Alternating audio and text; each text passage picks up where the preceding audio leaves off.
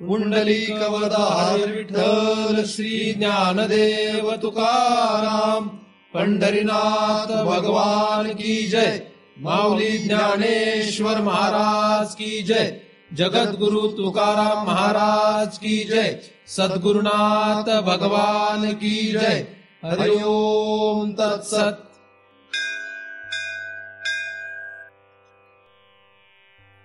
ध्यान मूलम गुरुमूर्ती, पूजा मूलम गुरुपदम, मंत्र मूलम गुरुर्वाक्यम, मुक्ती मूलम गुरु कृपा. ब्रह्मेवाहम अहम ब्रह्म न चाहम ब्रह्मणा पृथक, नाहम देहो न मे देहा केवलहम सनातन. त्या ठिकाणी आपण सर्वजण नेहमीप्रमाणे दृक् दृश्य विवेक या ग्रंथाचा अभ्यास करण्यासाठी एकत्रित जमलेलो आहोत. आतापर्यंत आपण 16 श्लोकांचा अभ्यास केलेला आहे. 17व्या श्लोकाचा आपण अभ्यास करतो आहोत. दृक् दृश्य विवेक या ग्रंथाचा उपयोग आपल्याला हृदयामधील सगळे संशय दूर करण्यासाठी होणार आहे. यासाठी आपण या ग्रंथाचा अभ्यास करत आहोत. हृदयातील संशय दूर झाल्यानंतरच खरं तर त्या जीवाचं जगणं असू शकतं. हृदयातील संशय जिथपर्यंत संपलेले नसतात तिथपर्यंत तो जीव जगत नसून मरत असतो. पुन्हा पुन्हा पुन्हा पुन्हा मरतो आणि पुन्हा पुन्हा जन्मतो आणि जन्मला की पुन्हा मरतो. म्हणजे आपण जे जगतोय असं लोकांना वाटतं, हे तर खरं जगणं नाही, हे काय मरणं आहे. हे समजायलाच अनंत जन्म जातात. हा विषय ऐकायला येणंच शक्य नाही. ऐकायला येणं म्हणजे या विषयापर्यंत इथे पोहोचणं अशक्य आहे. कोणी इथे पोहोचत नाही. या विषयापर्यंत पोहोचण्यासाठी काहीतरी एक विशिष्ट अधिकाराची गरज असते. त्याशिवाय या ठिकाणी पोहोचू शकत नाही. पोहोचला तरी टिकू शकत नाही, टिकला तरी ऐकू शकत नाही, ऐकला तर कळेलच का नाही याची शंका आहे, कळलं तरी ते पटेल का नाही याची पुढे शंका आहे, नाही पटलं तर पुन्हा माघारी जाणार आहे. त्यामुळे अशा रीतीने मुळात हा जो विषय आहे हा विषय सर्वांसाठी नाही. जसं या विषयाचं आहे तसं जगातील सगळ्याच विषयांचं. म्हणजे आपलाच विषय काहीतरी फार मोठा आहे असं म्हणायचं काही आपण कारण नाही. जगातला कुठलाही विषय असू देत. उदाहरणार्थ शास्त्रीय संगीत जरी असेल तरी त्या ठिकाणी कोणी पोचत नाही. त्याला विशिष्ट एक अधिकारी माणूस लागतो, तर त्या ठिकाणी तो पोचतो. कोणीही त्या ठिकाणी पोचणार नाही. जगातल्या कुठल्याही विषयापर्यंत पोचण्यासाठी तशा प्रकारचा एक विशिष्ट अधिकार लागतो. ज्याला शास्त्रीय संगीताची काही गोडी नाही त्या माणसाने शास्त्रीय संगीताच्या ठिकाणी पोहोचल्यानंतर त्या ठिकाणी काय होणार आहे, तो टिकणार नाही, आपोआपच माघारी जातो, आहे का नाही. आणि ज्याला शास्त्रीय संगीताची आवड असते त्याला सांगावं लागत नाही जा म्हणून, तो पोचतोच तिथे आणि टिकतोच. त्याचप्रमाणे या विषयाचंही असंच आहे. हा विषय जो आहे हा आहे हृदयातील संशय दूर करणे, म्हणजेच पर्यायाने मरणाचा प्रश्न मिटविणे, म्हणजेच जन्माचा प्रश्न मिटविणे, असा हा विषय आहे. मग या विषयासाठी ज्याला मरणाची भीती आहे, खरंच अनंत जन्मांच्या मरणांची भीती आहे. एका जन्माची मरणाची भीती सगळ्यांनाच असते की मी मरेन म्हणून लोक डॉक्टरकडे जातात किंवा काहीतरी उपचार करतात, खातात, व्यायाम करतात. अशा वेगवेगळ्या पद्धतीने माणसं या एका जन्मापासून एका मरण्यापासून वाचण्याचा प्रयत्न करतात. पण अनंत जन्म जे मरण येणार आहे त्या मरणापासून वाचण्याचा मात्र कोणी प्रयत्न करताना आढळत नाही. माणसं मरणाला घाबरतात, पण कुठल्या एका मरणाला घाबरतात. म्हणजे या जन्मात आपण मरू नये असं प्रत्येकालाच वाटतं. मुंगीला सुद्धा भीती असते आपल्या मरणाची. लहानसा कीटक असेल त्याला सुद्धा आपल्या मरणाची भीती असते. झुरळ असू देत, मच्छर असू देत, काही असू दे, आपण त्याच्याकडे जर गेलं त्याला भीती वाटली ते पळापळ करतं का? तेवढ्याच मरणाची त्याला भीती आहे. जगातल्या प्रत्येक जीवाला तेवढ्या मरणाची भीती असते. आपल्याला सुद्धा ती आहे. मग साधारण सगळ्याच जीवांमध्ये आपल्यामध्ये फरक तो काय? आपल्यामध्ये फरक तेव्हा आहे जेव्हा आपण एका मरण्याचा विचार नाही करत, पुन्हा पुन्हा मारण्याचा विचार करतो आणि त्यामुळे पुन्हा पुन्हा जन्मण्याचा विचार करतो. तर पुनरपि जननम पुनरपि मरणम आणि पुन्हा पुन्हा जननी जठरे शयनम, याचा जो विचार करतो त्याच्यासाठी हा विषय आहे. बाकी कोणासाठी हा विषय नाही. आले तरी टिकत नाहीत, टिकले तरी कळत नाही, कळलं तरी पटत नाही, पटलं तरी वटणार नाही, असं काहीतरी होईल. पण ज्याचा हा पाया मजबूत आहे, कुठला, काय करायचंय आपल्याला, कशासाठी येतोय आपण इकडे, कारण हे जर माहीत नसेल तर येऊन उपयोग नाही.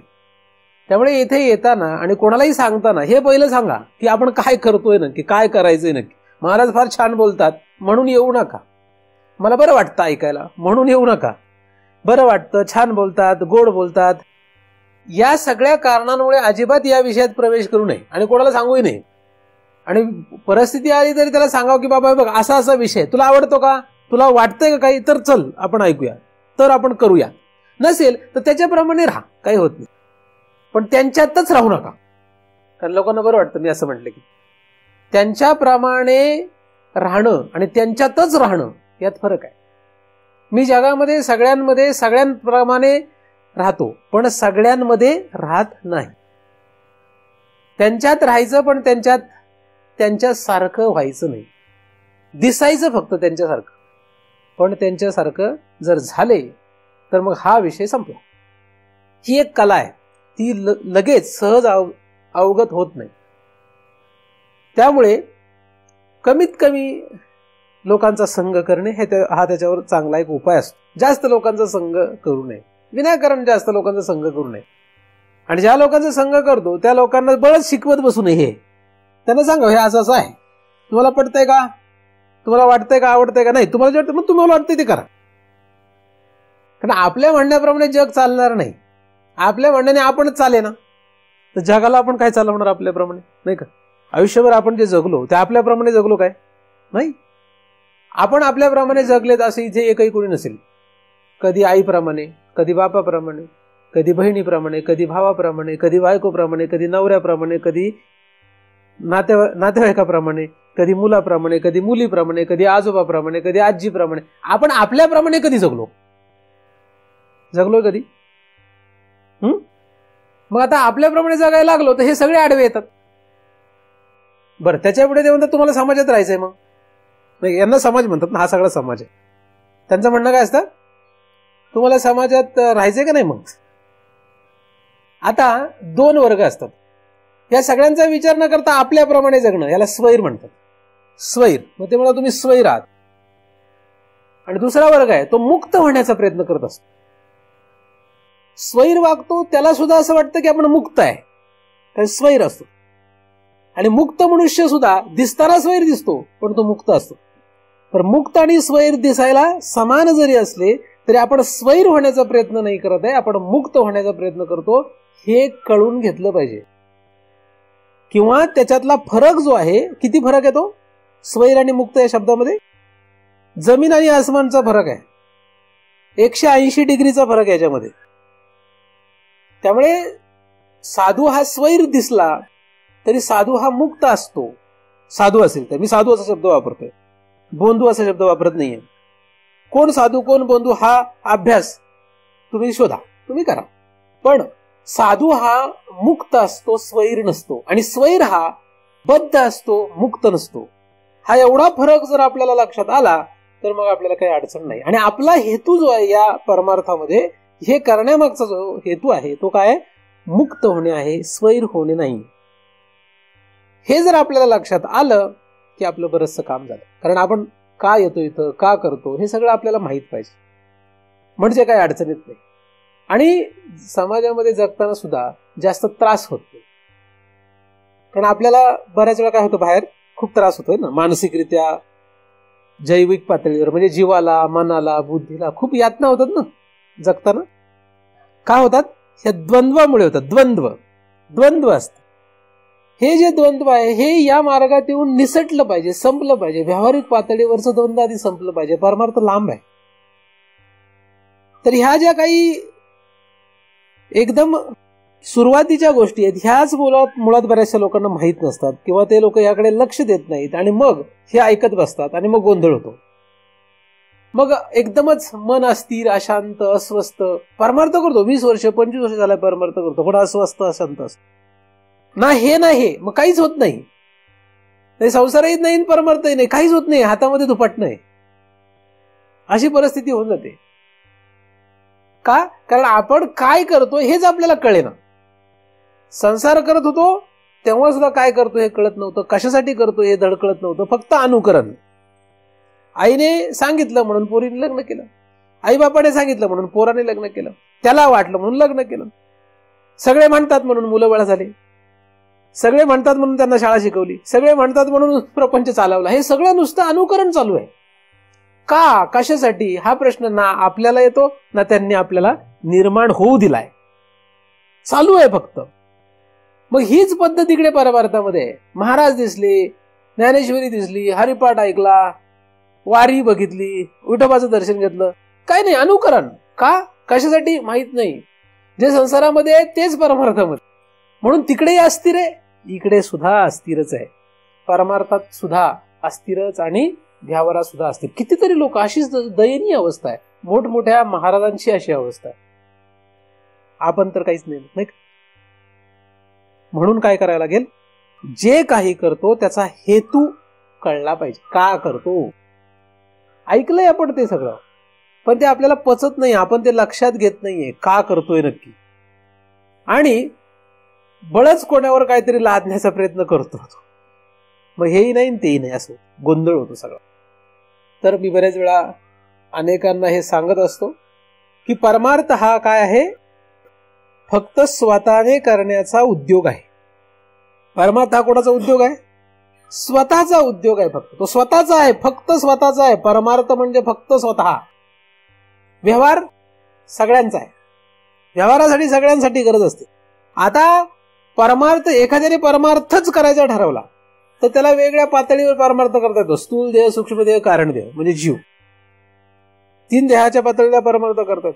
आता व्यवहार आणि परमार्थ यांचा जो काही ताळमेळ साधायचा तो फार कठीण आहे, नाही का? यांचा ताळमेळ साधणं फार कठीण आहे, पण तो प्रयत्नाने हळूहळू शिथिल होत जातो. जी काही आपल्या पाठीमागे लागलेली धावपळ आहे ही आपोआप गरजेप्रमाणे कमी होत जाते. परमार्थातली जी साधनं आहेत ती साधनं करत राहा. परमार्थ स्वतःसाठी करा, दुसऱ्यासाठी करू नका. व्यवहार दुसऱ्यासाठी करा, पण वाढवत बसू नका. ह्या जर काही महत्वाच्या गोष्टी आपण जर थोड्या पाळत केलो तर नक्कीच आपल्याला थोडीशी शांतता मिळेल, आपण स्थिर होऊ, आणि हे सगळं व्यावहारिक दृष्टीनेच आहे. आणि मग जेव्हा स्थिर चित्त होईल, अंतःकरण शांत स्थिर होईल, तेव्हाच हा विषय लक्षात येईल, तिथपर्यंत नाही. अंतःकरण शांत स्थिर असण्यासाठी, चित्त शुद्ध असण्यासाठी, शांत स्थिर असण्यासाठी आपल्याला जी काही साधनं आहेत ती करत राहिली पाहिजे. ती साधनं करत राहा, ती साधनं करा. पण नुसती साधनं केल्याने काही होणार नाही, त्याच्यावर विचार नावाचं तप पाहिजे. विचार हे काय? एक तप आहे. हे विचार नावाचं तप जे आहे, ह्या विचाराने, योग्य विचाराने शांत व्हा. कुठल्या विचाराने? योग्य विचाराने. प्रत्येक वेळेस योग्य विचार येणार नाही कोणालाच, ना तुम्हाला ना मला. जेव्हा योग्य विचार येईल तेव्हा त्याला पुन्हा पुन्हा विचार करण्याचा प्रयत्न करा. तो निष्ठेल हातातून. अविचार येतील, म्हणजे अविचार म्हणजे काय? ज्याने आपण अशांत होतो ते विचार, अस्थिर होतो ते विचार. त्या विचाराला पुन्हा पुन्हा थांबवण्याचा प्रयत्न करा. जे चांगले विचार आहे, ज्याने शांत स्थिर होतो ते विचार वाढवण्याचा प्रयत्न करा. असं हळूहळू करत राहा. जे अनेक पर्याय आहे त्याच्यासाठी, जेणेकरून हे सूक्ष्म शरीर जे आहे ते शांत स्थिर होईल, आणि ते शांत स्थिर झालं की मग आपल्याला हा बोध लक्षात येण्याची शक्यता आहे. आता फक्त चित्त शांत करणे, स्थिर करणे याच्यासाठी जर अख्खं आयुष्य घालवलं तर मग हे ऐकणार कधी? नाही का? जीवाच्या पुढचा विचार कधी करणार? आता तुम्ही तर या ठिकाणी आले म्हणजे जीवाच्या पुढचा विचार सुरू आहे, नाही का? त्यामुळे चित्त शांत आहे का अस्थिर आहे याचा विचार करत बसू नका. आता काय करा? याच्या पुढचा विचार करा, ते होईल आपोआप शांत, नाही का? पण पहिल्यांदा काय करावं त्याचा विचार करावा. मग आता वेळ आपल्याकडे नाही, म्हणून काय करा? जीवाच्या पुढचा विचार करा. आता जीव, हा जीव जो आहे तो भयानक आहे. जगातली सगळ्यात घाणेरडी गोष्ट काय? जीव. कारण जीव जगातला सगळ्यात कोण आहे? लबाड. मी अनेक लोकांना म्हणत असतो, जीव सगळ्यात काय असतो? लबाड असतो. जीव हा जो आहे तो इतका लबाड आहे, तो कोणाला फसवेन हे जगात कोणालाच कळू शकत नाही. जीव जो आहे, काही काही लोक म्हणतात महाराज तुमच्या आमचा एवढा विश्वास आहे ना, आता काय सांगू तुम्हाला, प्राण द्यायला तयार आम्ही. म्हटलं थांब जरा, असं म्हणतात बरं. तर थोडीशी गंमत दाखवली की ते आयुष्यभर महाराजाचं तोंड पण नाही पाहणार. गेलं का सगळं. मग त्याचा दोष नाही, तो जीव लबाड आहे. सगळे जीव लबाड आहेत. आता तुम्ही इथे बसलेले सगळ्यांना असं वाटत असेल आता महाराज म्हणतील ते करायचंच आहे. ठरवून आले ना का नाही ठरवून आले? सगळेजण ठरवून आलेत की महाराज म्हणेल तेच करायचंय. मला सांगा, करू शकतं किती लोक करू शकतील? मी म्हणेल तेच करणार असं किती लोक करू शकतील? करू नका. फक्त एक आपलं गंमत म्हणून विचार करूया त्याचा. किती करू शकतो तुम्हाला कळतं? सगळे एकही नाही करू शकत. आता एवढं अवघड आहे. तुम्ही मग आता असं नाही की मग एकही करू शकत नाही म्हणजे परमार्थ संपला, मग आता काय ऐकून उपयोग आहे, नाही का? असं नाही. आपण प्रयत्न करतोय. आपण काय, मी तुम्हाला काही कमी लेखत नाहीये, तुम्हाला कमी दाखवत नाहीये. मी तुम्हाला जीवाची स्थिती सांगतो की काय आहे तो जीव. आणि अशा या जीवाला उद्धाराच्या दिशेने न्यायचे. कोणाला? ज्याचा अजिबात विश्वास नाही दुसऱ्यावर. मुळात ज्याची दुसऱ्यावर श्रद्धाच नाही, त्याची स्वतःवर फक्त श्रद्धा आहे. जीव हा फक्त स्वतःवर श्रद्धा ठेवतो, दुसऱ्या कोणावर श्रद्धा ठेवत नाही. तुमच्या शरीरामध्ये असलेला आहे, माझ्या शरीरामध्ये असलेला आहे, तो फक्त स्वतःवर श्रद्धा ठेवतो, दुसऱ्यावर ठेवत नाही. अशा या जीवाला शास्त्र आणि सद्गुरूने काय करायचे? साक्षीकडे घेऊन जायचे. किती अवघड आहे नाही तसा विषय. म्हणून परमार्थ हा जगातला सगळ्यात अवघड विषय आहे, सगळ्यात अवघड विषय. म्हणून तर लोक येत नाही तिकडे. सगळ्यात अवघड विषय.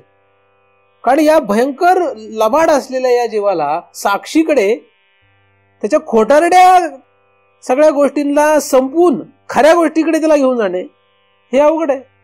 जगामध्ये त्याचं का जमतंय सगळ्यांशी? कारण सगळेच लबाड आहेत. सगळ्यांशी या जीवाचं का जमतंय? सगळेच लबाड आहेत. म्हणून एकमेकांशी लबाडी आहे नुसती. नवरा असू देत, बायको असू देत, फसवेगिरी आहे नुसती.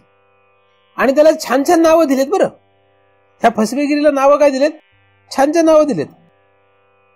नवरा, बायको, मुलं, संसार, संपत्ती, खूप चांगली चांगली नावं आहेत. एखाद्या स्त्रीचं जर लहान मुलं मेलं, खूप खूप गोंधळ घालते बरं. एवढा गोंधळ घालते की जणू काय आता ती मरतेच असं दाखवते. मरते का? का? पण दाखवते कशी? म्हणजे तिला पाहिल्यानंतर काय वाटतं? आता मी जर असं म्हटलो तर हे बाकीचे जे सगळे लोक ते काय म्हणणार? महाराज काय आहेत? निर्दयी आहेत, क्रूर आहेत किंवा निर्दयी म्हणतील ना. निर्दयपणा दिसतो याच्यामध्ये असं म्हटलं जाईल. वास्तविक हा निर्दयपणा ते खरं आहे. मग ते लोक म्हणतात ना आमचं त्या बाईचं त्या मुलावर प्रेम होतं, त्याच्यावर जीव गुंतलेला होता, मोह होता त्याचा. ही त्याला छान छान नाव आहेत. काय? त्या लेकरावर काय होता? बाईचा जीव होता, स्नेह होता, प्रेम होतं, म्हणून रडू येते तिला. आणि तुम्ही काय एवढं लगेच तिला हे करताय? मग ते काय होतं? हळूहळू कालांतराने काय होतं? नियतीच्या या कारभारामध्ये हळूहळू संपत जातं. आणि मग पुढे काय होतं? काही नाही, ती मस्त जगते. म्हणजे 10-15 वर्षांनी तिला कदाचित आठवण पण असते कोण होतं पोरग जन्माला, कोण कुठून आलं होतं, कधी गेलं हे पण लक्षात राहत नाही तिला. पण त्या काळामध्ये मात्र काय होतं? तो जीव इथं का नाटक करतो, इथं का रडतो, गागतो जीव. बरं, तुम्ही काय मी काय, आपण अनंत जन्म हेच करत आलो. असं मी काय, मला ह्याच्यातून वजा नाही करत आहे. मी जेव्हा केव्हा आई असेल, स्त्री असेल, तेव्हा मी सुद्धा हेच करत आलो आहे. खूप नाटक करून बसलो आहे ना, खूप नाटक करतो आपण. हे सगळं नाटक करत आलो, अनंत जन्म हे करत आलो. हा जो जीव आहे ना, हा इतका भयानक आहे. स्वतःचीच लबाडी ओळखणे हे पहिलं काम आहे, दुसऱ्याची नाही. मी जेव्हा माझं उदाहरण सांगतो तेव्हा मी एका जन्माचा विचार नाही, अनंत जन्माचा विचार करून सांगतो. आणि त्याच्यातले सगळे पडसाद आजही राहणार आहेत का? राहणार नाही. अनंत जन्मांचे संस्कार जे त्याचे पडसाद आजही राहतात या शरीरामध्ये, या जीवावर ते असतातच. म्हणून तो कायम तसा वागत असतो. आणि त्याला आता आपल्याला बाहेर काढायचं, ठीक आहे. तर हे सगळे जे काही आहे, हे सगळं जे मोह आहे, हा प्रेम आहे, किंवा माझी बायको, माझा नवरा, माझे संपत्ती, माझं हे, माझं ते, मम आणि अहम, ह्या सगळ्याचा आरोप त्या कोणावर आहे? साक्षी. ह्या सगळ्या गोंधळाचा, अनंत जन्मांचा आरोप त्या साक्षीवर आहे. तो साक्षी लोपलाय, गायब झालाय, आवरण पडलं त्याच्यावर, झाकला गेलाय. तो खरं काय माहितच नाही. खरं जाणण्याची इच्छा नाही, कारण दुसरं जाणण्याच्या नादात लागलो आपण. दुसऱ्याला जाणण्याचा प्रयत्न करणे हाच आपला तोटा आहे. परधर्मो भयावह. पर म्हणजे दुसरं, धर्म म्हणजे वागणं. धर्म कशाला म्हणतात? वागणूक म्हणजे धर्म. आणि परधर्म दुसऱ्याची वागणूक भयावह. आपलं लक्ष रात्रंदिवस कशावर आहे? दुसऱ्याच्या वागणुकीवर आहे. आपल्या वागणुकीवर आपलं लक्षच नाही आहे. व्यावहारिक दृष्ट्या सुद्धा जर माणसाने स्वतःकडे लक्ष दिलं व्यावहारिक दृष्ट्या, तरी त्याचं फार मोठं भलं होईल. शांत स्थिर होईल तो, आणि लोकांना दोष देत बसणार नाही. कारण तुका म्हणे माझे माझे पोटी बळकट दूषण. व्यावहारिक दृष्ट्या सुद्धा फायदा होतोय. दुसऱ्याकडे नाही बघितलं तर स्वतःकडे बघायचं. आणि पारमार्थिक दृष्ट्या जर बघितलं तर मग तर फारच मोठा फायदा. आपल्याला सवय रात्रंदिवस जागा झाल्यापासून झोपेपर्यंत दुसऱ्याकडेच बघत बसतो. ह्याचं काय झालं, त्याचं काय झालं, ह्याचं काय झालं, त्याचं काय झालं, असं का नाही झालं, तसं का नाही झालं, असंच का केलं, तसंच का केलं. मग याला असं कळत नाही का, त्याला तसं कळत नाही का. अरे वेळ कुठे आपल्याला ह्याच्याकडे हे करण्यासाठी. अरे बरं, आपण जरी विचार नाही केला तरी एखाद्यावर म्हणतो काय तुम्ही आमच्याबद्दल विचारच नाही करत. झालं का नाही? म्हणजे आता माझ्यासारख्या व्यक्तीने जर विचार केला की स्वतःवर विचार करायचा, तर दुसरा येऊन मला म्हणतो काय महाराज तुम्ही आमचा विचारच करत नाही भाऊ. म्हटलं आता काय तुझा विचार करू, माझाच विचार करायला मला वेळ नाही. माझा विचार मी अनंत जन्म करू शकलो नाही, म्हणून आता माझा विचार करायला लागलो. आणि तू येऊन मला परत सांगतो माझा विचार कर. कसं करावं मग? होतं ना असं. म्हणजे आपण जरी नाही गेलो तरी ते आपल्याला ओढतात. आमचा पण करा विचार आता, आहे की नाही. परिस्थिती येते अशी, आणि हे सगळ्यामध्ये आपल्याला स्वतःला काय करायचं, सावरायचंय. येणार अशी परिस्थिती, खेळ येतो ते येणारच तसं, नाही का. ती परिस्थिती आपल्याला सांभाळून न्यावी लागते. पण आपल्याला काय करावं लागेल? फक्त आणि फक्त या आपल्या स्वतःचाच विचार करायला पाहिजे. काय विचार करायला पाहिजे? काय काय आरोप केलेत आपण कोणावर? आपल्यावरच. काय काय आरोप केलेत आपण, ते सगळे थांबवायला पाहिजे, संपवायला पाहिजे. का? कारण त्या सगळ्या आरोपामुळेच आवरण तयार झालंय. त्या आरोपामुळेच आवरण सिद्ध आहे. आवरण काय? आपल्यावर सगळ्यात मोठा आरोप काय आपला? मीच मला ओळखत नाही. हा सगळ्यात मोठा आरोप आहे. आपणच आपल्याला ओळखत नाही असं कधीच होऊ शकत नसतं, असं शास्त्र म्हणतं, नाही का. आपणच आपल्याला ओळखत नाही असं कधीच होऊ शकत नाही. पण तसं आपण कधीतरी केलंय. आता ती स्थिती नाही बरं, ते कधीतरी झालं पूर्वी. आता काय झालं? आता आपल्याला आपण ओळखत नाही असं नाही, आपण आपल्याला विपरीत रूपाने ओळखतो.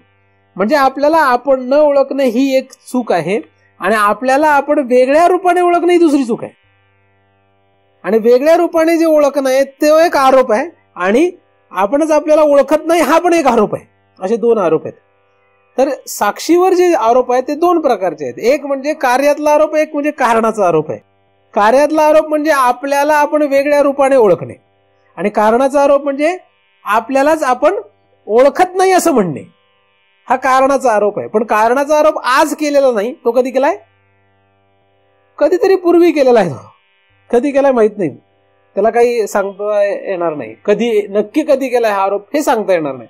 पण आता मात्र काय झालंय, आता आपण विपरीत रूपाने आपल्याला जाणतो हा आरोप आहे. विपरीत रूपाने म्हणजे काय? मी ब्राह्मण आहे असं एखादा मनुष्य म्हणतो, म्हणजे काय करतोय तो? विपरीत जाणतोय. हा काय? नाहम मनुष्य न च देव यक्ष न ब्राह्मण क्षत्रिय वैश्य शूद्र. हे काय का लिहिलेलं आहे असं? हे सगळे आरोप आहेत. आणि हे सगळं तुम्ही वाचलं ऐकलं तरी स्वतःला कोण समजता? आम्ही मराठा आहे. कसला मराठा आहे? आम्ही या जातीचा आहे, तमक्या जातीचा आहे. आणि ते पण एकदम अहंकार भयंकर. ते तर फारच भयानक आहे. अरे कुठली जात, कुठलं पात, काय घेऊन बसतोय? आपण ते तर शिकवलंय धर्मशास्त्रात, ते आहे शास्त्रात लिहिलंय. अरे का लिहिलंय ते, कसं लिहिलंय, त्याला कारण बघ, कशासाठी लिहिलंय ते बघ. ते बघतच नाही. त्यालाही वर्ग तो कसा पडला हे बघ, काही बघत नाहीत. फक्त आम्ही ब्राह्मण आहे. बर ठीक, काय करणार आता? आम्ही स्त्री आहे, आम्ही पुरुष आहे, आम्ही आमके आहेत, आम्ही तमके आहेत. तुम्ही इथे जरी आता बसलेले असेल तरी तुम्ही हे सगळं घेऊन बसलेत बरं. हे गाठोडं सोडायला तयार नाही. हे सगळं सोडायला तुम्ही तयार नाही आहेत. हे फक्त ऐकताय तुम्ही. हे सोडत नाही, सोडू शकत नाही तुम्ही. तर सोडाल सोडाल काच नाही सोडाल, सोडणारच नाही. इतका अभिमान शरीराचा अहम. शरीराला मी समजतो, त्याच्या धर्मांना मी समजतो, शरीरावर आरोपित केलेल्या सगळ्या धर्मांना मी समजतो, शरीराला मी समजतो, सूक्ष्म शरीराला मी समजतो, सूक्ष्म शरीरावर आरोपित केलेल्या सगळ्या धर्मांना मी समजतो. कसं जाणार आहे तादात्म्य? हे जाणार कसं? त्याला काय प्रक्रिया, कुठे काय प्रक्रिया दिसते का? काही नुसतं ऐकल्याने थोडी जात आहे, जातच नाहीये. जात असतं तर चांगली गोष्ट आहे, पण जाय ना. मग काय करणार? जाणार नाही, जात नाही, मग करणार काय? काहीतरी करावं लागेल वेगळं, नाही का? काय केलं म्हणजे जाईल, असं येऊन प्रश्न विचारायचा महाराजाला. मग महाराज म्हणते, हा चल सांगतो. असं होईल? ऐकल्याने वाचल्याने जर जात असतं तर कधीच जायला पाहिजे होतं. ऐकून आणि वाचून जर जात असतं, पंचीकरण वाचून, हस्तमलक वाचून जर हे होणार असतं तर कधीच झालं असतं. तुमचं किती वेळा वाचलं असेल. मग का जात नाही? पुन्हा पुन्हा पुन्हा पुन्हा पुन्हा विचार केल्याने जात असतं तर लोक तर 20-20, 25-25 वर्ष झालं विचार करतात, तरी जाय ना. का जात नाही मग? म्हणजे याचा अर्थ विचार करू नये का? नाही, ते तप कमी पडत आहे. विचार करत राहा, विचार करत राहा, ते तप आहे, त्याने आपल्याला फायदाच होतोय. म्हणजे एखाद्याने 20 वर्ष जर हे श्रवण केलं असेल आणि तो विचार करत असेल तर त्याचं वाया गेलेलं नाही. ते तप आहे, शरीरामध्ये ते वाढू देत. ते वाढल्यानंतर त्याचा उपयोग होणारच आहे. म्हणून मी बऱ्याच वेळा म्हणतो की 20 वर्ष ऐकलं, 25 वर्ष ऐकलं, म्हणजे वाया गेलेलं नाही, त्याचा फायदाच होईल. पण आपला काही तो शेवट नाही ना, आपल्याला पुढे जायचं आहे. पुढे नको जायला, तिथे मरायचं नाही, त्याच्या पुढे जायला पाहिजे. तर हे जे विपरीत ज्ञान आहे, विपरीत जो आपण काही स्वतःवर आरोप केलेला आहे, विपरीत जे आपलं स्वतःबद्दलचं समजणं आहे, हे सगळं खरं तर त्या साक्षीवर आरोप आहे. मीच मला ओळखत नाही हा भयानक आरोप काढणं तर फार लांबची गोष्ट झाली. पण या सगळ्याच आरोपापासून आपल्याला काय व्हायचंय? स्वतःला बाजूला काढलं पाहिजे. तर जीव जो आहे, हा जीव, या जीवत्वाचाच आरोप त्या साक्षीवर आपण केला. आणि जीवत्व म्हणजे काय? तर जीवत्व म्हणजे मीच स्वतःला जाणत नाही, हा अधिक मी हा आहे, मी तो आहे, मी असा आहे, मी तसा आहे, अशा प्रकारचा कार्यातला आरोप. तर या दोघांना मिळून आपण या ठिकाणी जीवत्व या शब्दाचा विचार केलेला आहे. आतापर्यंत आपण जो विचार करत आलो त्यामध्ये अस्य जीवत्वम आरोपात साक्षिण्यप्य भासते, या पहिल्या चरणामध्ये या दोन्ही भागांचा आपण विचार केलेला आहे. एक म्हणजे माझंच मला स्वरूप माहीत नाही, हा एक भाग, हा एक आरोप. आणि दुसरा, मी चांगला आहे, मी वाईट आहे, मी पापी आहे, मी पुण्यवान आहे, मी शुभ कर्म करतो, मी अशुभ करतो, मी धर्मवान आहे, मी अधर्म करतो, मी नवरा आहे, मी बायको आहे, मी श्रीमंत आहे, मी गरीब आहे, अशा विविध प्रकारे स्वतःला जाणणं हा एक आरोपच आहे. तर अशा प्रकारे या दोघांना मिळून आपण या ठिकाणी जीवत्व या शब्दामध्ये धरून या जीवत्वाचा साक्षीवर आरोप झालेला आहे असा अभ्यास केलेला आहे. साक्षी हे आपलं खरं स्वरूप आहे, पण आता ते राहिलं नाही, ते होतं, आता ते लोपलं. आणि या दोघांमुळेच ते आवरण जे आहे ते दृढ झालं. आणि त्या आवरणामुळेच आपल्याला नक्की आपण काय करतोय, मरतोय का जगतोय हे कळत नाही, कुठे फरफटत चाललो हे कळत नाही, सृष्टीचा खेळ काहीही लक्षात येत नाही. म्हणून आता हे आवरण आपल्याला नष्ट केलं पाहिजे. म्हणून दुसऱ्या चरणामध्ये लिहिलेलं आहे, आवृत्तो तू विनष्टायाम भेदे भाते पयाति तत्. आवृत्तो तू विनष्टायाम, जेव्हा हे आवरण नष्ट होईल, मग भेदे भाते पयाति तत्, तेव्हा जो भेद आहे, जो फरक आहे, जो काही हा गोंधळ आहे, तो आपला स्पष्ट होईल, तो आपल्याला समजून येईल की नक्की काय आहे.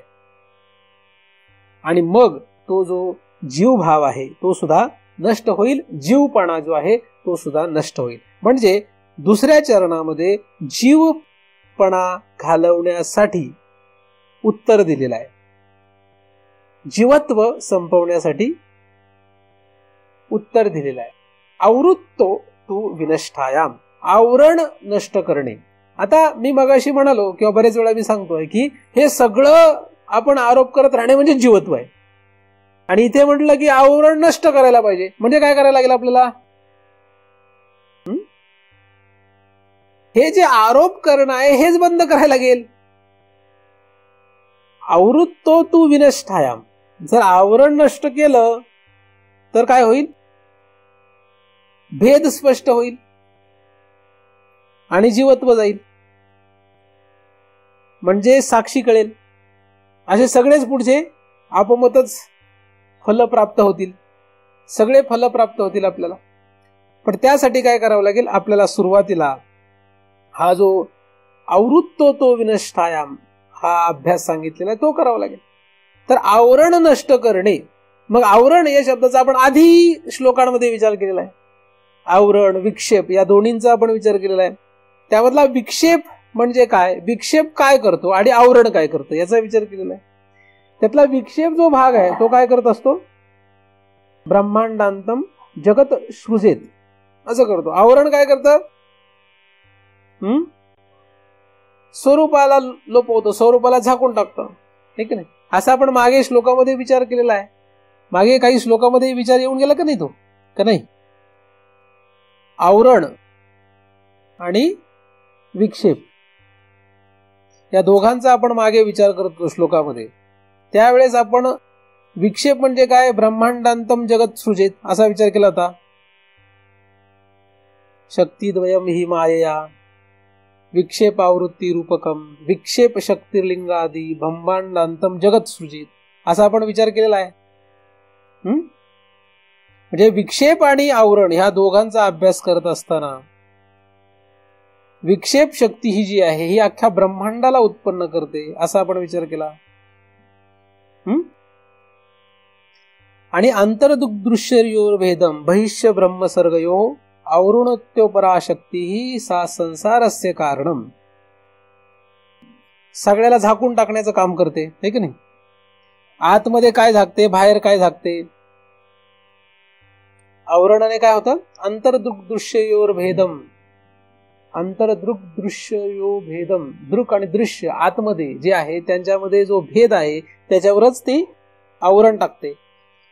बहिष्य ब्रह्मसर्गयो, आणि बाहेर ती काय करते? ब्रह्म आणि सृष्टी यांच्यामध्ये जो भेद आहे त्याच्यावर आवरण टाकते, आच्छादन टाकते. आणि त्यामुळेच हा संसार म्हणजे आत आणि बाहेर झाकून टाकणे हेच त्या आवरण शक्तीचं काम आहे. अविद्येच्या ज्या दोन शक्तीचा आपण विचार केला, एक म्हणजे आवरण आणि एक म्हणजे विक्षेप. त्यातला विक्षेप शक्तीने हे सगळं निर्माण झालंय. ब्रह्मांडांतम जगत सृजेत आणि अंतर्दृग्दृश्योर भेदम बहिष्य ब्रह्मसर्गयो आवृणोत्योपराशक्ती सा संसारस्य कारणम. हा जो श्लोक आहे या श्लोकामध्ये आतमध्ये दृग्दृश्यावर, या दृग्दृश्यामध्ये असलेल्या भेदावर आच्छादन आणि बाहेर ब्रह्म आणि सृष्टी या दोघांवर आवरण असा विचार आपण केलेला आहे. आणि त्याच्यामुळे हा संसार टिकलेला आहे. म्हणजे आवरण जे आहे हे संपवावं लागेल. मग आता आवरण म्हणजे काय? ती मायेची किंवा अविद्येची एक शक्ती आहे. त्या शक्तीमुळे असं झालेलं आहे. मग आता या मायेलाच संपूया असा एक विचार येऊ शकतो, किंवा त्या अविद्येला संपूया असा एक विचार येऊ शकतो. तर अविद्येचा नाश करणं हे शास्त्रात सांगितलेलं आहे, मायेचा नाश करणे हेही सांगितलेलं आहे, पण माया तरुण जाणं अशक्य आहे हेही सांगितलेलं आहे. त्याच्यामुळे असा गोंधळ शास्त्रामध्ये खूप आहे की नक्की करायचं काय, कारण प्रत्येक ठिकाणी वेगवेगळं लिहिलेलं आहे. म्हणून फार मोठा प्रश्न निर्माण होतो. पण या ठिकाणी मात्र त्याचं उत्तर नाही, तर या ठिकाणी फक्त आवृत्तो तू विनष्टायाम असं सांगितलेलं. म्हणजे आवरण जर नष्ट झालं तर हा भेद जो आहे तो स्पष्ट होणार आहे. कुठला? बाहेर ब्रह्म आणि जगत, आतमध्ये दृक आणि दृश्य यांचा जो भेद आहे तो नष्ट होईल. त्यांचा भेद म्हणजे काय? त्यांचा भेद म्हणजे त्यांच्यामध्ये फरक आहे. त्यांच्यामध्ये काय? आपण ज्याला जे समजतो ते ते नसून ते वेगळं आहे. ज्याला आपण जे समजतो ते ते नाही. म्हणजे काय? आता मग असं म्हणता क्षणी आपल्याला आपोआप डोळ्यासमोर दोन दिसतं, हे एक आणि हे एक असे दोन दिसायला लागतात. ब्रह्म आणि जगत असं वेगवेगळं दिसायला लागतं. कारण इथे काय म्हटलंय, भेद आहे. कशामध्ये? ब्रह्म आणि जगत यामध्ये भेद आहे असं म्हटलंय शास्त्रामध्ये अनेक ठिकाणी. आणि म्हणून आपल्याला आपोमत हा विचार येतो की ब्रह्म एक आहे आणि जगत एक आहे, असं दोन. बरोबर. दुसरी गोष्ट, जेव्हा आंतरदृक दृश्ययोर भेदम असं म्हटलंय तेव्हा आपोमतच आतमध्ये दृक आणि दृश्य असे वेगवेगळे आपल्याला लक्षात येतात. आणि तसं या विषयाला धरून असं धरून इतका मोठा अभ्यास शास्त्रामध्ये की आपण अनंत जन्म हा अभ्यास करू शकतो. म्हणजे उदाहरणार्थ फक्त सृष्टी हा विषय घेऊन अनंत जन्म अभ्यास करत राहा, काही प्रॉब्लेम नाही. भरपूर तुम्हाला वाटेल तेवढा जन्म घ्या आणि वाटेल तेवढा अभ्यास करत राहा. कशावर? फक्त सृष्टी, आता फक्त ब्रह्म याच्यावर अभ्यास करायचा आहे. अनंत जन्म करत राहा, किती करत राहा. पृथक हा आणि हा. आता आतमध्ये जर विचार केला तर दृक आणि दृश्य अनंत जन्म अभ्यास करत राहा, दृक अनंत जन्म अभ्यास करत राहा. हाताला काहीच लागत नाही. काय झालंय नक्की हे कळत नाही, पण हा भेदच स्पष्ट होत नाही. काय नाही, हा भेद खुलासा होत नाहीये. म्हणजे जगत आहे म्हणजे सृष्टी आहे का ब्रह्म आहे? प्रश्न काय मोठा? लोकांना हा प्रश्न नाही. लोकांना हे माहित आहे की देव वेगळा आहे आणि आपण वेगळे आहोत. जग आणि देव काय वेगळा आहे. देव आणि जग हे काय, ब्रह्म आणि जग हे काय वेगळं आहे. आणि आपण लोकांना पण काय शिकवतोय? वेगळंच आहे हे शिकवतोय. अरे देवाची पूजा करा म्हणजे काय करू? हे बघ, हा फोटो आहे ना, हा पूज, म्हणजे ह्याची पूजा केली की तू देवाकडे जाशील. म्हणजे ह्याला कळतं की हा देव नाहीये खरा, पण ह्याची पूजा केली की आपण त्याच्याकडे जाणार. तो मग कुठेतरी आहे. मग कुठे आहे? कुठे असावा तो? मग ह्याला कळतं वैकुंठ, मग वैकुंठात आहे. झालं, मग लागले सगळे विष्णूच्या पाठीमागे. एखादा म्हणतो मग कैलास लोकात आहे, एखादा म्हणतो मग इकडे आहे तिकडे. अशा रीतीने हा भेद अनंत जन्म दृढ होत गेलेला आहे. त्यामुळे तो इतक्या सहजासहजी तो निघू शकत नाही आता, कारण विश्वास नाही, आता श्रद्धा नाही. मुळात हा भेद म्हणजे ब्रह्म आणि सृष्टी असा म्हणता क्षणी शास्त्राने जरी असं म्हटलंय, तर मुळात ब्रह्म आणि जगत हा दुसरा पदार्थ नाहीये असं पण शास्त्रात सांगितलेलं आहे. पण तशा दृष्टीने विचार करूच शकत नाही, कारण या दोन पदार्थांना वेगवेगळं पाहण्याची अनंत जन्मांची आपली सवय. हे दोन वेगळे पदार्थ आहेत. दुजे खंडे, याला खंडन करता आलं तरच मग काहीतरी खरं आहे. दुजे खंडे, दुसरं नाही, एकच आहे. नेहम नानास्ति किंचन, नानात्वच नाही. आता मग नानात्व नाही, मग हा विचार करतो मग आता नानात्व नाही म्हणजे काय असावं? मग तो आधी नानात्वच गुंतून पडतो. हे विश्व पण जावे मग माते घ्यावे, ऐसा नो हे आघवे सकटची मी. आता हे पचतच नाही, पचूच शकत नाही. का?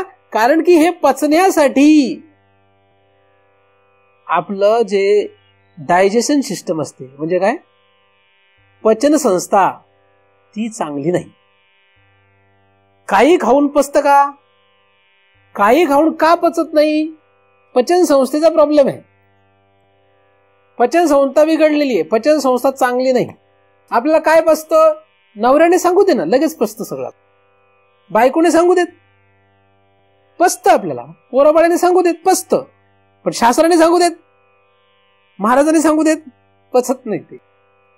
तुम्ही म्हणते आम्हाला तर पटतं बा तुमचं सगळं, पटतंय, पचत नाहीये. हे पचायचं असेल तर आधी काय काय पचवायला पाहिजे हे कळायला पाहिजे, आहे की नाही? एकदम लहान लेकराला झणझणीत लाल मिरचीचा ठेचा दिला खायला, 1, 2, 3 वर्षाच्या पोराला, पोरं खाईल काय? आणि खाल्लं तर काय होईल त्याच? त्याला हळूहळू त्याची आई शिकवते. पहिल्यांदा फक्त दूध देते, मग नंतर गाईचं दूध देते, मग नंतर हळूहळू थोडं थोडं वरण भात देते, मग थोडी थोडी भाकरीचा तुकडा देते, चपाती देते. असं हळूहळू हळूहळू हळू पचवायला शिकवते, ठीक आहे ना? पचवत जाते. आणि मग कालांतराने मग काहीही पचायला एकदम पचत नाही. काही काही लोक म्हणतात आम्हाला एकदमच हे जग ब्रह्म आहे, म्हणजे तुम्ही एकदम आम्हाला ब्रह्म सांगा. सांगायला काय लिहिलंय शास्त्रामध्ये, सर्व खल्वितम ब्रह्म. आता काय सांगू तुला अजून, का नाही लिहिलं? जननो हे अवघा जनार्दन, हे उत्तरच आहे. हे लिहिलंय, हा भेद नाही असं सांगितलंय. भेद नाहीये ते, पण पचतंय कुठे? का पचत नाही? का पचत नाही? कारण आधी जे पचवत यायला पाहिजे ते पचवून घेत नाही आपण, म्हणून पचत. एकदमच हे पचणार नाही. भेद नष्ट होण्यासाठी, भेद नष्ट झाला पाहिजे. काय भेद नष्ट आहे? भेद नष्ट म्हणजे ब्रह्म आणि सृष्टी वेगळी नाही, दृक आणि दृश्य वेगळे नाहीत. अजून इथं असं लिहिलेलं नाही, पण हाच भेद काय नष्ट होणे. पण असं होणार नाही. कोणी ऐकलं म्हणजे हे त्याला पचलं, त्याला कळलं आणि तो मुक्त झाला असं कोणी समजू नये. स्वतःबद्दल असं गैरसमज करून घेऊ नका. आधी पचवत जायचंय आपल्याला. पण हे आपल्याला गाठायचंय काय? भेद नष्ट होणे. भेद नष्ट होणे हेच आपलं काय लक्ष्य आहे. हाच आपला शेवट आहे. दुजे खंडे जरी, दुजे खंडे जरी उरला तो अवघा हरी. तिथेच हरी उरेल, तिथपर्यंत नाही. आणि हे खंडन जर करायचं असेल तर आपल्याला आवरण घालावं लागेल. आवरणामुळे भेद असं आपण पाहिलेलं. अंतरदृग्दृश्ययोर भेदम बहिश्च ब्रह्म सर्गयो आवरणोत्योपरा शक्ती सा संसारस्य कारणम. आवरण शक्ती आहे ती मायेची, त्याच्यामुळे झालं सगळं. मग ती आवरण शक्ती घालावं. आवरण शक्ती, आवरण नष्ट झालं की भेद गेला. विक्षेप जाईल का ते बघू नंतर. आधी आवरणाचं सांगतं ते. विक्षेप जाईल का नाही ते माहित नाही, ते नंतरचा विषय. पण आता विषय कुठला आहे? आवरण. आणि विक्षेप म्हणजे आपल्याला फक्त चंचलता एवढंच लक्षात येतं. पण विक्षेप म्हणजे काय याचा आपण सविस्तर विचार केलेला आहे. विक्षेप हा शब्द एवढा संकुचित नाहीये. विक्षेप म्हणजे ब्रह्मांडांतम जगत सृजित, एवढं आहे. एवढा मोठा विक्षेप आहे. त्यामुळे स्थूल रूपाने विक्षेप शब्दाचा अर्थ आणि तो उत्कृष्ट रीतीने त्याचा विचार करत करत केलेला अर्थ त्याच्यामध्ये बराच मोठा फरक जाणवतो. म्हणून आता आपल्याला विचार करायचा आहे आवरणाचा. आवरण आवृत्तो तू विनष्टायाम. आवरणाचा तू आता काय कर? नाश कर, म्हणजे तुझा सगळा भेद संपेल. आवरणाचा नाश करायचा आहे. कसं करणार? करणार कसा? तुम्ही म्हणाला आम्ही अविद्येचा नाश करतो. अविद्येचं एक अंग आहे ते आवरण. त्या अविद्येचा नाश करणं माया तिचा नाश करणं अवघड आहे. माया, अविद्या, आवरण, विक्षेप, मल, कशा कशाचा नाश करावा? आपल्याला करायचं आहे आवरणाचा नाश करायचा. झाकलंय ना, झाकलं कशाने? नक्की कशाने झाकलं त्याचाच नाश करायचा फक्त, बाकी काही करायचं नाही सध्या तरी. मायेचा नाश करायचा आहे का? सध्या इथे काही लिहिलं नाही मायेचा नाश. अविद्येचा नाही, त्या मायेच्या किंवा त्या अविद्येच्या शक्तीचा. कुठल्या? दोनच जर शक्ती पाहिल्या तर आवरण आणि विक्षेप. त्या विक्षेप शक्तीचा नाश इथे आता काही सांगितलेलं नाही. इथे कुठला सांगितलंय? आवरण अंश. या आवरणाचा नाश करायचा. मग ह्या आवरणाची जी स्थिती आहे, हे आवरण कसं टिकलेलं आहे याचा विचार करावा लागेल. एखाद्या माणसाला एक रोग झाला, आता त्या रोगाचा नाश करायचा. काय करायचं? त्या रोगाचा नाश करायचा. तर कसा करणार? कुठल्याही रोगाचा नाश करायचा असेल तर कसा करावा लागतो? डॉक्टर काय करतो? शहाणा डॉक्टर जो असतो तो काय करतो? तो सगळ्यात पहिल्यांदा हे बघतो की हा जो आजार आहे, हा जो रोग आहे, तो वाढणार कसा नाही. पहिल्यांदा लक्ष कशावर देतो? फोपावणार कसा नाही. शहाणा डॉक्टर याचा विचार करतो पहिला. म्हणजे त्याला डॉक्टरला कळलं हा रोग आहे, असा असा आजार आहे. तो काय विचार करणार? हा फैलावला नाही पाहिजे.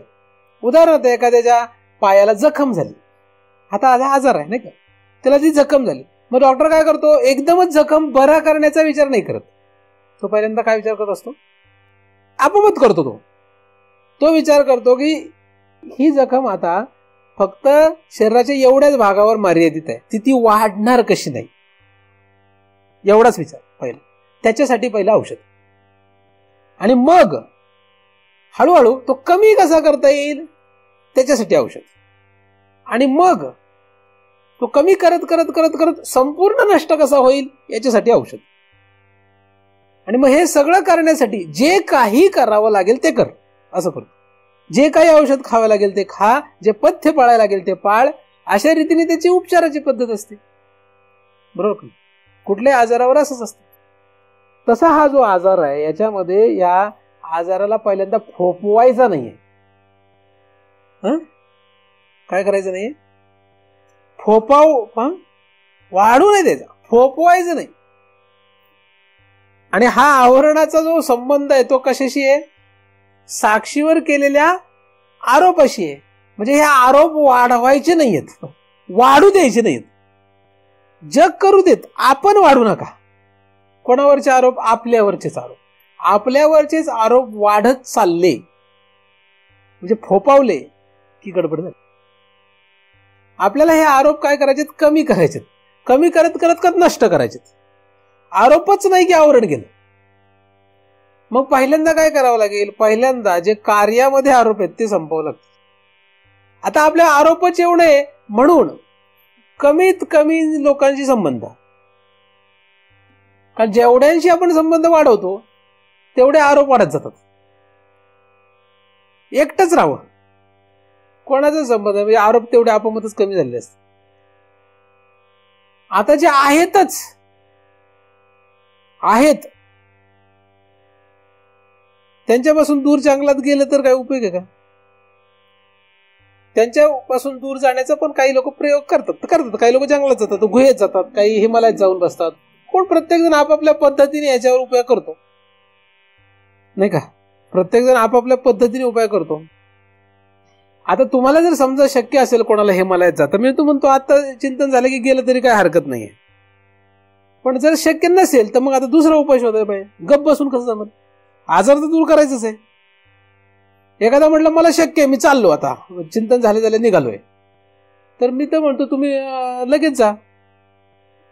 काय गरज असेल तर पैसे दक्षिणा लोकांना गोळा करून देतो मी, जाऊ चालला सर, आहे का नाही? पण समजा नाही जात आहे तर मग दुसरा उपाय शोधावा लागेल. ते नाही तर मग तिसरा उपाय शोधावा लागेल. उपाय तर करायचंच आहे आपल्याला, नाही का? येन तेन प्रकारे आपल्याला उपाय शोधायचंच आहे. मुळात वाढवू नका, वाढवण्याच्या भानगडीत पडू नका. जेवढं वाढवाल तेवढे आरोप वाढले. काय वाढवू नका? काहीच वाढवू नका. आता जे वाढवता येणं, वाढवावंच लागणार आहे.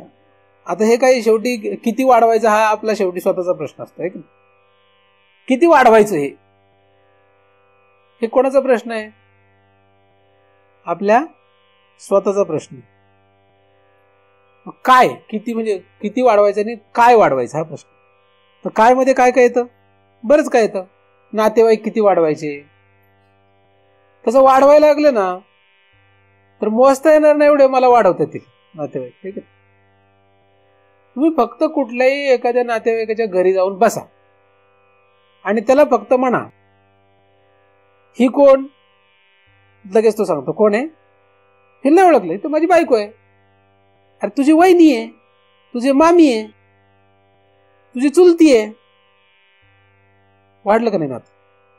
आता अजून थोडा वेळ बसलं, एक पोरग येतं, हा कोण, ह्याला ओळखलं नाही का? हा तर हिचा पोरग आहे, म्हणजे तुझा कोण आहे? आता अजून एक कोणतरी पोरगी आली, आता परत आपण चौकशी केली, नाही का? मग या की लग्नाला. मग आपण गेलो लग्नात. आता लग्नात गेलो, ती येतच, मी ओळखलं बरं का, तू कोण, तू भाऊ, ही वहिनी किंवा ही मामी, ही काकी, ही चुलती, आणि हा मग ते असा पसारा वाढत जातो की जेव्हा आपण त्या लग्नातून बाहेर येत असतो तेव्हा आपल्या मागे किती असतात? जाताना आपण एकटेच गेलो असतो, पण येताना किती लोक असतात आपल्यासोबत? किती जण येतो आपण? 1000, 2000 आमचीच लोक आहेत. हे गेलो पण काय घेऊन आलो? एवढे आरोप घेऊन आलोय. हे तर साधारण आरोप आहे, त्याच्यापेक्षा भयानक आरोप असतात ना तिथे. मी ते सगळे सांगत नाही, ते जाणणार नाही तुम्ही लागणार म्हणून सांगत नाही. पण समजा जर तुम्ही बुलेट प्रूफ जॅकेट घालून गेले, फ्लेम प्रूफ जॅकेट घालून गेले तर मग काय हरकत नाही. म्हणजे आरोप झेलायचेच नाही, घ्यायचेच नाही आरोप आपल्याकडे, मग गेले तर चालतंय. तुमच्याकडे असेल, तुमच्याकडे सगळी तयारी असेल, मग जा, मग रोज जा. मी तर म्हणतो रोजच शोधा. 2000 आरोप, 3000 आरोप, 4000 वाढवत जा. जेवढे मध्ये जाणार तेवढे आरोप वाढणार. जेवढे आरोप वाढले तेवढं आवरण दृढ. म्हणून बंद. कधी बंद करणार? अहो महाराज, काय पाय थाकल्यावर कोण जाणार आहे? पाय थाकल्यावर कोण जाईल? ते तू कशाला सांगतो मला? पाय थाकल्यावर तू आपोआपच जाणार नाही. पाय लुळे पडले, बेडवरच पडला. आता कुठलं लग्न बर्थडे काय? काहीच राहिलं नाही. आता सगळं संपलं. आता काही वाढत नाही. आता वाढवण्याची तुझी लायकीच राहिली नाही. आता काय नाही का? म्हणजे अडचणीत आला का नाही? संपत्ती वाढवतो, नाते वाढवतो, बाह्य सगळं वाढवत राहतो. नुसतं वाढवायचंय. पैसा वाढवतो, हे वाढवतो, ते वाढवतो, वाढवत चाललाय. नुसतं वाढवलं नाही, ते स्वतःवर आरोप करतोय. वाढलं तर ठीक आहे, मी तर म्हणतो वाढवायचं काय, ते वाढणारच आहे. चुलत्याच्या पोराचं लग्न झालं तर त्याला पोरग होणारच आहे. काय आपण वाढवलं काय? त्याचं त्याने वाढवलं, पण आपण त्याच्यात गुंतून पडलो ना. हे जे वाढलंय, हे सगळं वाढ चालली, ही सगळं जे वाढत चाललं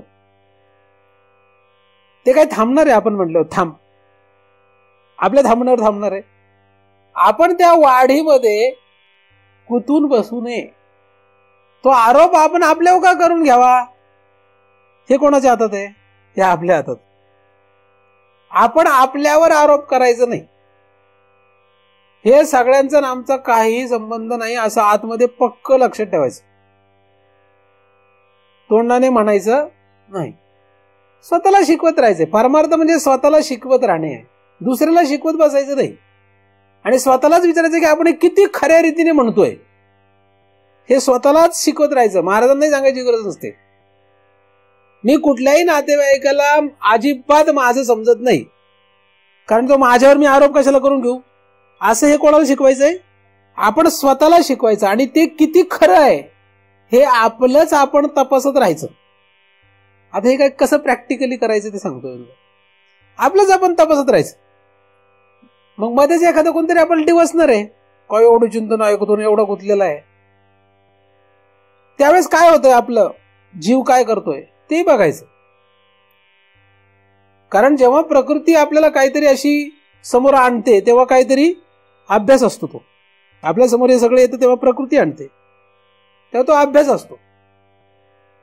स्वतःला शिकवा की यांचा आणि आपला काही संबंध नाही. कोणाचा? याला चिकटलेल्या कोणाचाही आपला काहीही संबंध नाही. हे स्वतःला म्हणजे जीवाला शिकवा पहिल्यांदा. आणि हे कोणालाही सांगू नका. आणि मग व्यवहार करताना तो चालू देत, त्याचं काही नाही. जसं चालतंय चालू, तो काय जसा चालायचा तसंच चालणार आहे. पण स्वतःला काय शिकवत चला, स्वतःला हे शिकवत चला. स्थूल शरीर माझं नाही, तर स्थूल शरीराला चिकटलेले माझे कोण? जे याला माझं म्हणतात त्यांना म्हणू देत ना. मग ते म्हटले हे माझं आहे, म्हटले ह्याचा वापर करायचा ते प्रयत्न करणार, मग करू देत ना. मग तुम्ही नुसता तो वापर केला गेला म्हणून तुम्ही याला लगेच माझं म्हणता, त्यांना माझं म्हणता. याला जे जे माझे म्हणतील ते याचा तसा उपयोग करून घेतील. आता याच्या वापरामध्ये जर तुमचा स्वतःवरचा आरोप दृढ होत जात असेल तर ते करू नका. नाही का? मी काय म्हणतोय कळतंय का? हे शरीर आहे, ह्या शरीराला आपण आपलं समजू नाही. आपलं न समजता याला वापरता येतं.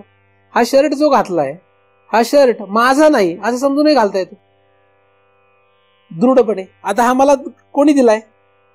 माझा आहे का? आहे का नाही माझा? हा माझा नाहीये, हा मला कोणीतरी दक्षिणेत दिलाय. नाही का, भिक्षेमध्ये दिलं ना. मग भिक्षेमध्ये दिलेला माझा आहे का? माझा नाही, मी वापरतोय तो. काहीतरी कारणाने तो मिळाला. भिक्षेने मिळू दे, नाही तर कुणीतरी विकत घेऊन दे, कसाही देऊ देत, पण भिक्षेतच मिळाला तो, म्हणजे माझा नाहीच आहे. शरीर तसंच आहे, काळाचं आहे, 5 महाभूताचं आहे, आपलं नाही आहे.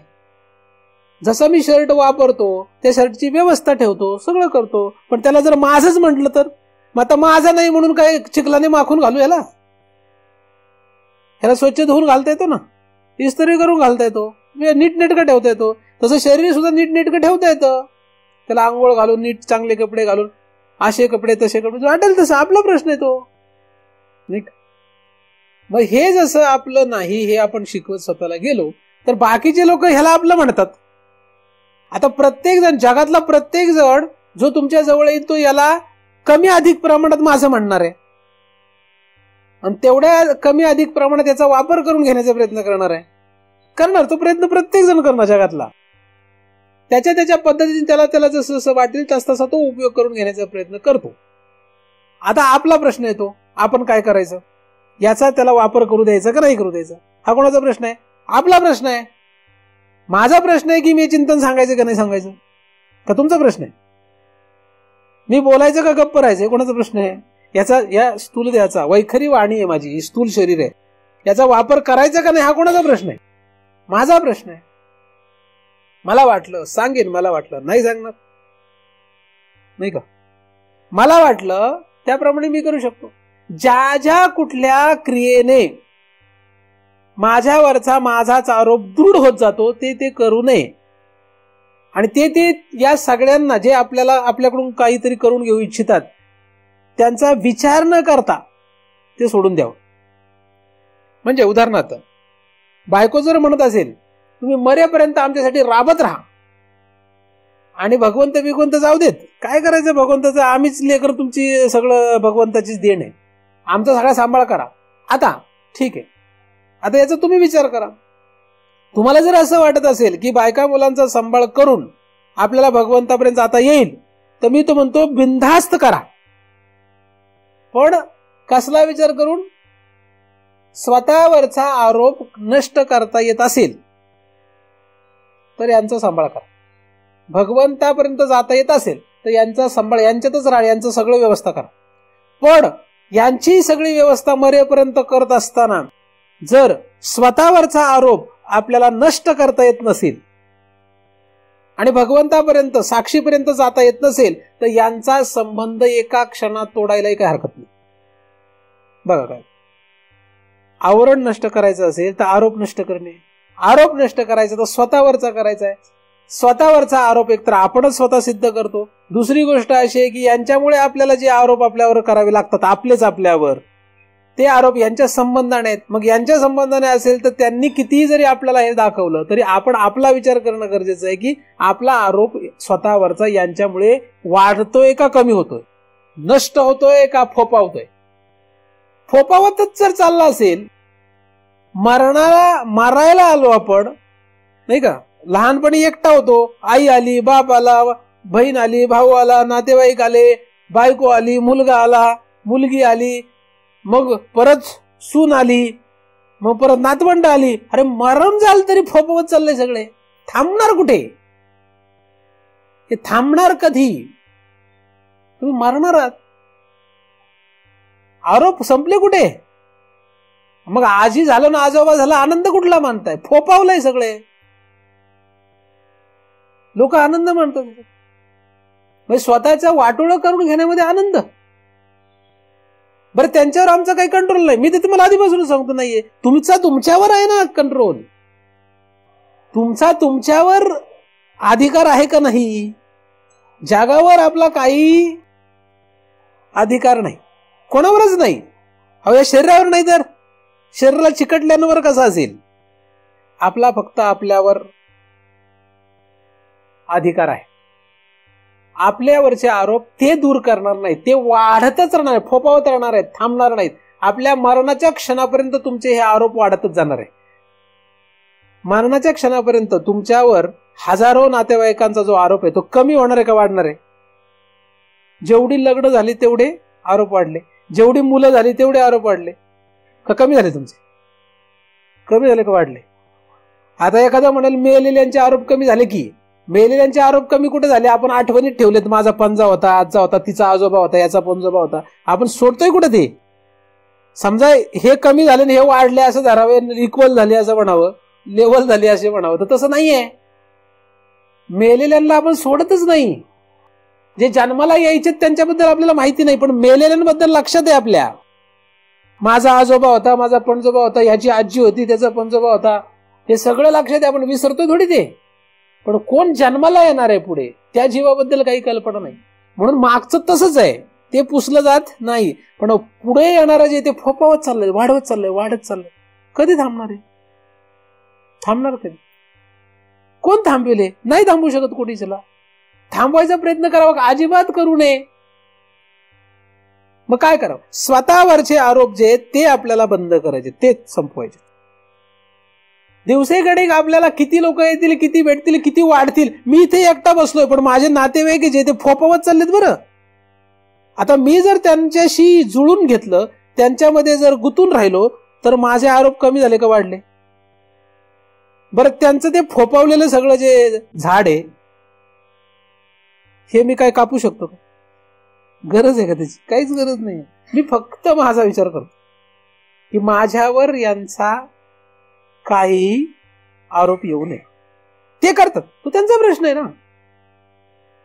माझ्याकडे जर एखादा आला म्हटलं, महाराज तुमचं ते तुम्ही आमचेच आहात आणि आम्ही तुमचे, मग मी त्याला म्हणतो, हो बरोबर आहे, मी तुमचाच आहे, तू माझाच आहे. मग आता होते आमची दोघांची चांगली घट्ट मैत्री. आणि मग हळूहळू कळतं महाराज आपले लय व्याकार माणूस आहे. पळून जातो, थांबतच नाही का?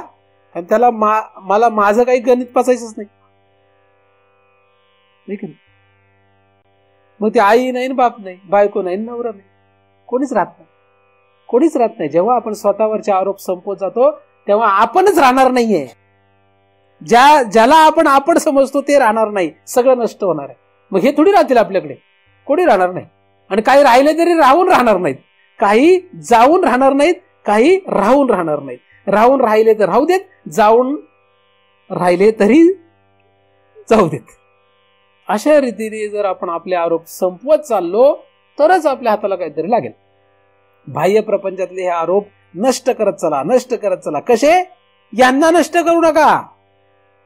यांना नष्ट करणे हे उत्तर नाही. जगातल्या कुठल्याही पदार्थांना हात लावू नका. आपण काही त्या मार्गातले नाही. आपण जगाला मारू शकत नाही. जगाला मारणे हा आपला मार्ग नव्हे, आणि तसं शक्यच नाही कोणालाही. आपल्याला काय करायचंय? फक्त आपल्यावर लक्ष द्यायचं. पण जे लोक आपल्याला अधिक आपल्यावर आरोप वाढवत असतील त्यांच्यापासून प्रयत्नपूर्वक दूर राहा. दूर राहताच येत नाही. स्वतःवरचे आरोप कमी करण्याचा प्रयत्न करा. आपोमत प्रकृती त्यांना दूर पाठवील, नाहीतर तुम्हाला दूर पाठवेल. हा माझा अनुभव आहे. मी जे काही बोलतो ते एक तर गुरुकृपा किंवा एक तर अनुभव, दोनच गोष्टी असतात माझ्याकडे, बाकी काही नाही. हे अभ्यास एवढं काही ते मला माहित नाही. मी करत नाही अभ्यास. एवढा अभ्यास करत नाही म्हणजे तसं करतो, पण त्याचा काही उपयोग नाही. आरोप नष्ट करणे हे कोणाच्या हातात आहे? स्वतःच्या. आता माझ्यावर कोणाचाही आरोप नाही. आधी बाह्य, हे बाह्य सगळे आरोप संप. जितके आरोप नष्ट होत जातील, जितके आरोप ते आहेत पण आरोप नाहीये कोणाचा. मीच माझ्यावर आरोप करतो, ते करतात माझ्यावर आरोप. जग काही म्हणेल ना आपल्याला, चोर म्हणून गांजीला का ईश्वर बुद्धी पूजला, तो त्याचा प्रश्न आहे, माझा नाही. मी चाललेलो आहे, मी माझी ही दिशा आहे, मी आहे. तो मला काय समजतो, हा मला काय समजतो, हा त्यांचा प्रश्न. माझा आहे का? तो मला शुभ कर्मवाला समजतो का अशुभ कर्मवाला समजतो? तो मला सुखी समजतो का दुःखी समजतो? तो मला काय समजतो हे मला माहित नाही. मी मला काय समजतो हा प्रश्न. बरं, आता एकदम असं थोडी जाणार आहे की मी कायम मला या द्वंद्वाच्या पलीकडे समजतो, असं होणारच नाहीये.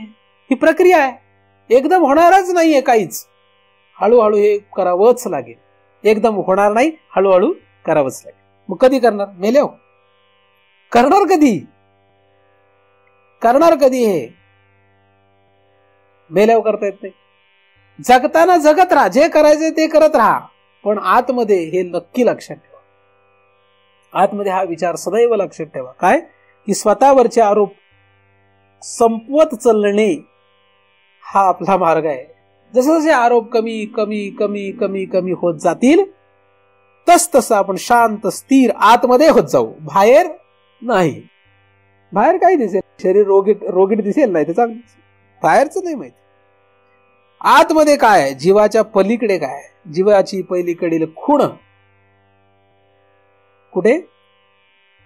जीवाच्या पलीकडील खूण, देखोनी म्हणजे पाहुनी, वावरोही जाणे. काय करणे?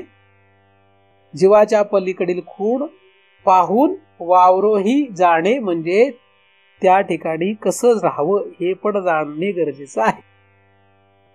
जीवाच्या पलीकडे तिथपर्यंत पोहोचायचं आहे आपल्याला, म्हणजे साक्षी. आधी काय? आधी आपल्याकडे हे बाहेरचे एवढे आरोप घेऊन बसतो. त्यातलं काय की हे सगळे याला चिकटलेले आरोप यम लगेच काढतो, त्याचं काही अवघड नाही. पण तो आरोप जरी काढत असला तर त्याचे संस्कार आतमध्ये तो पुसत नाही. यमाचा अडचण काय आहे? तो संस्कार पुसत नाही. संस्कार जे असतात ते कसे असतात? ही माझी आई, हा माझा बाप, हे संस्कार नाही. म्हणजे हीच व्यक्ती माझी आई, हीच व्यक्ती माझा बाप, असा संस्कार नाही राहत.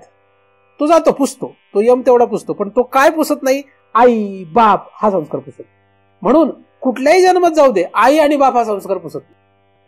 हीच आई, हाच बाप हा संस्कार पुसला जातो. तुम्ही आता जे म्हणताय माझी आई आहे, माझा बाप आहे, हीच आई आणि हाच बाप आहे का? नाही. अनंत जन्मात अनंत आई बाप झाले, काय पुसलं गेलं नाही? आई बाप, बायको, नवरा, संपत्ती, माझं, हे ते, हे पुसलं नाही गेलं, पण हे पुसलं गेलं. एवढ्याला तो कामच आहे. पण त्याने उपयोग होत नाही ना. आपण हे नाही तर ते म्हणतो. मागच्या जन्मात कोणाला तरी आई म्हणत होतो, कोणाला तरी बाप म्हणत होतो, या जन्मात दुसऱ्याला म्हणतोय, पुढच्या जन्मात अजून तिसरं कोणाला तरी म्हणणार आहे. म्हणजे शेवटी काय झालं? चक्र चालूच. आपल्याला तेच पुसायचंय. हीच काय? कुठलीच आई बाप नाही मला. कृष्ण माझी माता, कृष्ण माझा पिता, गुरु बंधू सखा, कृष्ण माझा, बस तेवढाच आहे माझं, बाकी कुठेच नाही. देव माझा आणि मी देवाचं, एवढंच आहे माझ्याकडे, हे बाकीचं काहीच नाही माझ्याकडे. तिथपर्यंत जायचंय आपल्याला. तिथपर्यंत जायचं असेल तर हे सोडावं लागेल. हे सोडावं लागेल तर कसं सोडावं लागेल? कसं सोडावं लागेल? न सोडता सोडावं लागेल. कारण आता सोडून सोडता येणं अवघड आहे ना. ज्यांना सोडून सोडणं अवघड आहे त्यांनी कसं सोडायचंय? न सोडता सोडायचं. म्हणजे कुठून सोडावं लागेल? आतून. आतून म्हणजे अंतःकरण. आपल्याकडे दोन भाग आहेत, एक अंतःकरण, एक जीव आहे. मनातून, बुद्धीतून. आता बुद्धीच्या द्वारे आपण त्याला सोडायचा प्रयत्न करतो, तप आहे.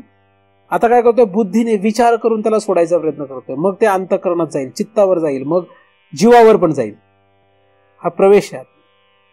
आधी बुद्धीने याचा विचार करा, बुद्धीने सोडा. आधी एकदम जीवाने सोडता येत नाही. प्रयत्न करा, प्रयत्न करत राहा आणि घाबरायचं काही कारण नाही. प्रयत्न करा. ही साधना अशी आहे की या जन्मात नाहीतरी पुढे उपयोगाला येते. तत्व अनुसंधान हे काय? या जन्मात नाही तर पुढच्या जन्मात उपयोगाला येतच, असा शास्त्र नियम आहे. म्हणून तत्व अनुसंधान करणं म्हणजे या बुद्धीने ह्या सगळ्याचा विचार करत राहिला की जिथे तुम्ही खंडित व्हाल, जिथे थांबाल, जिथे तुमचा मृत्यू येईल, त्याच्यानंतर सुद्धा तुम्ही हेच करणार आहात हे नक्की लक्षात. त्यामुळे घाबरायचं कारण नाही. मृत्यूला घाबरायचं कारण नाही, पण मृत्यू येणार आहे हे लक्षात ठेवलं पाहिजे. घाबरायचं कारण नाहीये काही. कारण साधना करत असताना मृत्यू येऊ देत, काही होत नाही. तत्व अनुसंधान करत असताना मृत्यू आला तर काही हरकत नाही. तो तर येईलच, आज नाही तो उद्या. मूर्खपणाचा विचार करण्यापेक्षा तत्वचिंतनाचा अनुवाद पुढे हेच चालू राहील. या जन्मातच काम झालं, सोन्याहून पिवळं आहे. सगळ्यांचं होईल का? नाही होणार आहे. सगळ्यांचं नाहीच होणार का? असंही काही नाहीये. कारण मुक्त व्हायला किती लोकांचे असे काही गणित नाहीये. ते काय आपल्या काही संप्रदायांचं म्हणणं एवढेच पाहिजे, एवढेच मुक्त होणार आहे. बरं, असलं आपल्याकडे काही नाही. आपल्याकडे 1 करोड काही लाखो मुक्त होऊ शकतात आणि नाही झाला तरी एकही होऊ शकणार नाही, असं आहे आपल्याकडे. काही संप्रदायांचं म्हणणं काय? मोजून येत फक्त त्यांनी ठरवलेलं आहे 5,000 मुक्त होणार आहे. ह्या काळामध्ये किती होणार मुक्त? 5,000 होणार. म्हटलं हा कुठून आकडा काढलाय 5,000 का 10,000 का 5 लाख काही इतके? हे काहीतरी म्हणजे असे बरेचसे काही लोकांचे मतं तयार झालेत. असू देत, काय हरकत नाही. आपल्याकडे असं काही नाही. आपल्याकडे मुक्त व्हायला किती होणार? झाले तर इथले सगळेच होणार आहेत, नाहीतर एक पण नाही होणार आहे. हे कोणावर अवलंबून आहे? म्हणून असं काही समजायचं नाही की ह्या 5,000 मी बसतो का नाही, असं काही नाही. झाले तर जेवढे आहेत तेवढे सगळे सरसकट मुक्त होणार, नाहीतर कदाचित एखादाही होणार नाही. हे कोणावर अवलंबून आहे? हे आपल्या स्वतःवर अवलंबून आहे. स्वतः या आरोपाचा विचार करा, हे खंडित करत चला आणि स्वतःला शिकवा. स्वतःला शिकवलं की स्वतःवर विश्वास ठेवा आणि स्वतःशी लबाडी करू नका. स्वतःला फसवू. जो स्वतःला फसवतो तो जगात सगळ्यांना फसवतो. माणसं एकमेकाला फसवत राहतात. मी लोकांना सांगतो, हा तुझा नवरा नाही, ही तुझी बायको नाही. लोक मला म्हणतात, महाराज तुम्ही किती छान बोध सांगता बरं. आणि मग मी निघून गेलो की म्हणतात, अहो आणि अगं महाराज सांगतात ते फक्त ते बोध आहे, तो लक्षात ठेवायचा असतो फक्त. पण तू माझी बायको आहेस, तू माझा नवरा आहेस. चालू आहे सगळं. ते सगळं गेलं पाण्यात.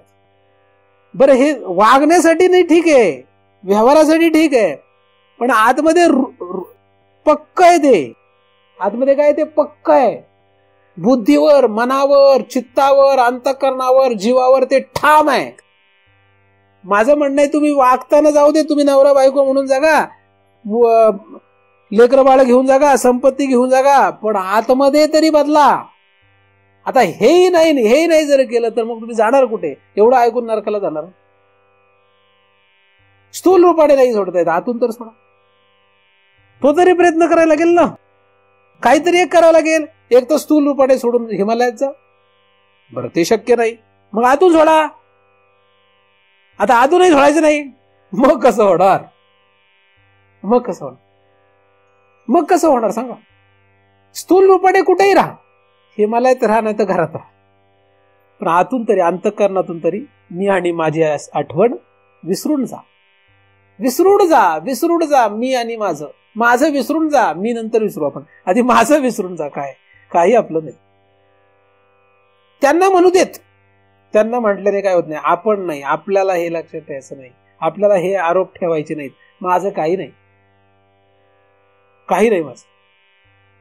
आणि हे जसं जसं दृढ करत चालाल तसं हे आरोप जसे कमी होतील तसे बाहेरचे एकदा आरोप गेले की मग स्थूल देह, मग त्याच्या आतमध्ये सूक्ष्म देहाचे आरोप, त्याच्याशी संबंधित आरोप, आणि मग जीवाचे आरोप, आणि मग तिथून पुढे हे सगळे आरोप नष्ट होत गेले की मग आवरण विनष्टायाम, आवरणाचा नाश होईल. आवरणाचा नाश झाला की मग भेद नष्ट होईल आणि मग जननु हे अवघा जनार्दन लक्षात येईल.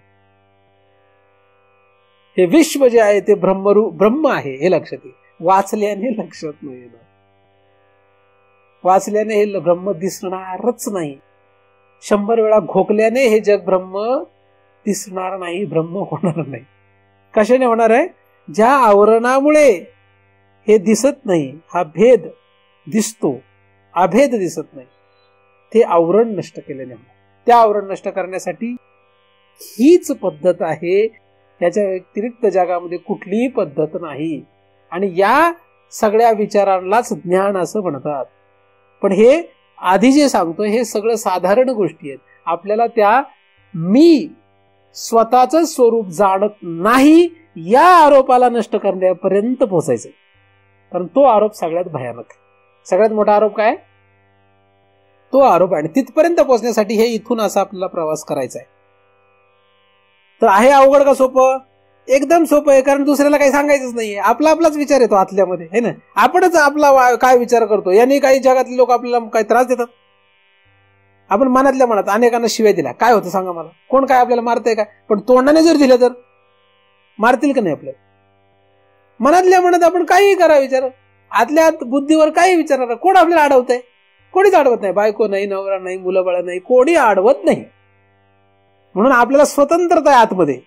आतमध्ये स्वतंत्र आहे, आतमध्येच भगवंत आहे. मग आतमधल्या स्वतंत्रतेचा उपयोग करून आतमधल्या भगवंतापर्यंत जा. बाहेरचं जगणं प्रकृती सांभाळून घेईल. आपल्याला काही चिंता नाही दिसत, आहे की नाही? इतकं सोपं काम आहे. किती सोपं आहे. स्थिर आणि शांत व्हाल का नाही एवढा विचार केला तरी? का चिडचिड होईल? नाही व्हायला पाहिजे. आतमध्ये विचार करायचा ना, फक्त आतमध्ये. बाहेर चालू देत कसं चालू. करे एवढ्या सोप्या रीतीने जर आपण आपले आरोप नष्ट करत चाललो, आणि अजिबात सांगायचं नाही बरं का हे कोणाला, हे सगळं हे का सांगायचं नाही? कशामुळे सांगायचं नाही दुसऱ्याला? ते सांगितलं तर ते आपले आरोप वाढवतील, आपल्याला कमी कमी नाही करणार. म्हणून जगामध्ये जगासारखं राहायचं, त्यांच्यामध्ये त्यांच्यासारखं राहिलं की काय होत नाही. पण त्यांच्यासारखं राहायचं म्हणजे त्यांच्यात राहायचं, राहायचं पण राहायचं नाही, सारखं राहायचं पण सारखं राहायचं नाही. हे की नाही? ही काय कला आहे. पद्मपत्र समर रहत जगत में. अर्थात हा जो बोध आहे हा सर्वोत्कृष्ट आहे. पण मोले घातले रडाया नाही असू ना माया, यांच्यामध्ये असं राहिलं की मग अडचण नाही. जसजशी ही कला अवगत होत जाईल तस तसं आपली अडचण होईल. आणि ही कला साध्य झाली की तुमचं सार्थक झालं. तिथपर्यंत काही नाही. हा प्रयत्न करत राहा, स्वतःवरचे आरोप नष्ट करत राहा. स्वतःवरचे आरोप जसे जसे आपण स्वतः नष्ट करत जाऊ तस तसा आपला उद्धार होईल, तस तसा आपल्या भगवंतापर्यंत आपल्याला पोहोचता येईल. यासाठी दुसरा कोणीही आपल्याला मदत करणार नाहीये, दुसरं कोणीही आपल्याला काही हातभार लावणार नाही. ते कोणाला करावं लागणार आहे? आपली आपण करा सोडवण. आपली आपल्यालाच सोडवण करावं लागणार आहे. माझ्यासारखी व्यक्ती किंवा शास्त्र हे फक्त मार्गदर्शक आहेत. ते काय आहेत? फक्त मार्गदर्शक, सांगणार आहेत. शास्त्र तर पूर्णतःच मार्गदर्शक आहे. महाराज तर थोडंफार बोटाला धरून पुढे तरी नेणारे असतात, त्याच्या पलीकडे काही नाही. म्हणून जर आपल्याला या हेतूने परमार्थ करण्याची इच्छा असेल तर नक्कीच तुम्हाला या अशाच पद्धतीने विचार करावा लागेल. ज्यांना कोणाला असा हा विषय आवडत असेल अशांना तुम्ही मदत करू शकता, अशांना तुम्ही सोबत घेऊ शकता. हा काय, ही दिंडी आपली. पण कोणाला, ज्यांना या हेतूचा विचार आहे, या हेतूने ज्यांना परमार्थ करायचा आहे अशांना सोबत घेऊन चला, अशांना हा विचार वाढवत जा, सांगत जा हा विचार. पण जिथे कुठे वाटेल तुम्हाला की आपल्यावर आरोप वाढतायत कमी व्हायच्या ऐवजी, तिथेच शांत व्हा, तिथेच थांबा, ते बंद करा आणि पुन्हा काय करा, आपल्या दिशेने म्हणजे आरोप कमी करण्याच्या दिशेने प्रयत्न करत राहा. नाहीतर ज्यांना या विषयाची गोडी नाही, ज्यांना या विषयाशी काही घेणं नाही, अजिबात त्यांच्याशी या विषयावर काही विचार करण्याची, बोलण्याची गरजच नाही. त्यांना त्यांच्याप्रमाणेच म्हणायचं, वाह तुझ्यासारखा माणूस जगात पाहिलं, नंबर 1च आहे तू. ठीक आहे ना? आणि तो जर म्हणला तू काय म्हणतो ते सांग, तुला काय म्हणायचं सांगायचं, मग ठीक आहे. पण तो ऐकेलच, तो करेलच आणि मग तो आपल्या सोबतच येईल असं कोणीही कोणाचाही विचार करू नये. जे मान सांगे माता देवकीसी, जे न सांगे पिता वसुदेवासी, जे न सांगे बळीव्रतासी, ते गुह्य अर्जुनापाशी बोलत असे. आणि अर्जुन म्हणजे काय? अर्जुन म्हणजे साधक. अर्जुन म्हणजे ज्याला या विषयाची गोडी आहे, ज्याला गोडी आहे त्याला सांगा, बळच काय आग्रह करू नका. आहे की नाही? म्हणून कोणालाही सांगायचं नाही, आई असू द्या ते बाप असू द्या. म्हणजे ह्याच्यामध्ये काय आपल्याला त्याची वैर म्हणून सांगत नाही का? कशामुळे सांगत नाहीये? वैर भाव आहे किंवा असं काही नाही. त्यांना मग लोक म्हणतात नाही तुमच्याकडे ज्ञान आहे, सगळ्यांना कळलं पाहिजे. नाही, बरोबर आहे. शास्त्रीय संगीत एखाद्याला जर ज्ञात असेल तर तो काय अख्ख्या गावाला गोळा करून शास्त्रीय संगीत ऐकत बसतो? करतो का तसं? तो का नाही करत? का नाही करत? का त्यांना कळणार नाही ना ते. मग त्याचं त्याचं अख्ख्या गावाचं वैर आहे. हा शास्त्रीय संगीत गातो, अख्ख्या गावाशी याचं वैर आहे. का? कारण गाव ऐकत नाही म्हणून. असं आहे का काही? अजिबात नाहीये. का नाहीये?